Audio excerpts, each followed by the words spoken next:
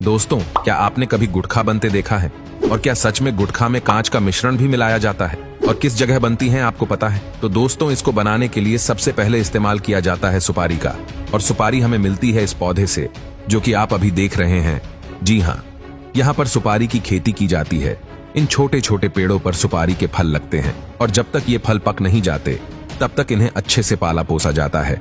जब ये सुपारी का पौधा अच्छे से बड़ा हो जाता है, इसके फल को पौधे से अलग कर लिया जाता है। इसको भी अलग करने का प्रोसेस ठीक वैसा ही होता है।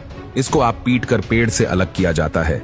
उसके बाद उसे कड़ी धूप में सूखने के लिए रख दिया जाता है। ऐसा करने की वजह ये होती है कि सुपारी के फल के अंदर जो नमी होती है वो निकल जाए और अच्छे से फल सूख जाए। जब यह सुपारी का फल सूख जाता है तब जाकर उसको महिलाओं के हवाले कर दिया जाता है, जो इस फल में से सुपारी का दाना निकालती है। आप देख सकते हैं कि कैसे महिलाएं अपने हाथों पर पट्टियां बांधकर इस फल में से उस दाने को निकाल रही है। वैसे तो ये काम बहुत ही तकनीक भरा है, जो कि जोखिम भरा भी है। तेज धार वाले हथियार की तरफ बिना देखे यह कैसे सुपारी को काटे जा रही है। अब इस सुपारी के दाने को बहुत ही गंदे और बेकार लाल रंग के केमिकल में उबाला जाएगा। ऐसा इसलिए किया जाता है क्योंकि कोई जब भी तम्बाकू खाए तो उसका मुंह तम्बाकू के रंग से लाल हो जाए। आपको बता दें कि इसको उबालने के लिए किसी और लकड़ी की नहीं बल्कि सुपारी की उस छाल का ही इस्तेमाल किया जाएगा जिससे ये निकला था। जब यह अच्छी तरह से केमिकल के साथ घुल मिल जाता है तब उसको सुखाने के लिए रख दिया जाता है। इसके बाद जब ये सूख जाता है तो उसके छोटे छोटे टुकड़े किए जाते हैं।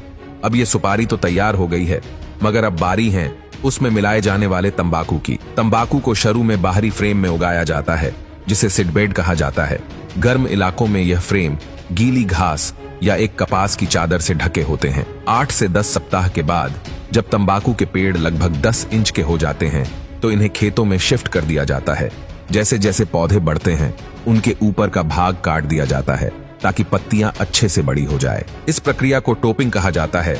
90 से 120 दिन के बाद तंबाकू के पौधे कटाई के लायक हो जाते हैं।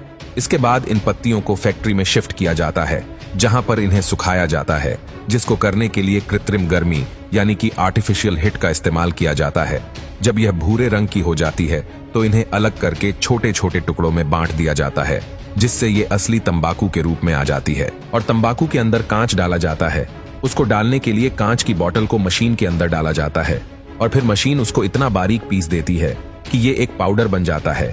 इसको अगर आप अपने हाथ में उठाएंगे तो आपके हाथ को तो ये नहीं काटेगा, मगर हमारे मुंह के अंदर की स्किन थोड़ी सेंसिटिव होती है, इसलिए अगर कोई इसको तंबाकू के साथ चबाता है तो मुंह के अंदर से फट जाता है। और जब तंबाकू उस फटे हुए मुंह को लगता है तो हल्की सी जलन का एहसास होता है और इसके बाद तंबाकू का नशा और तेजी से चढ़ता है।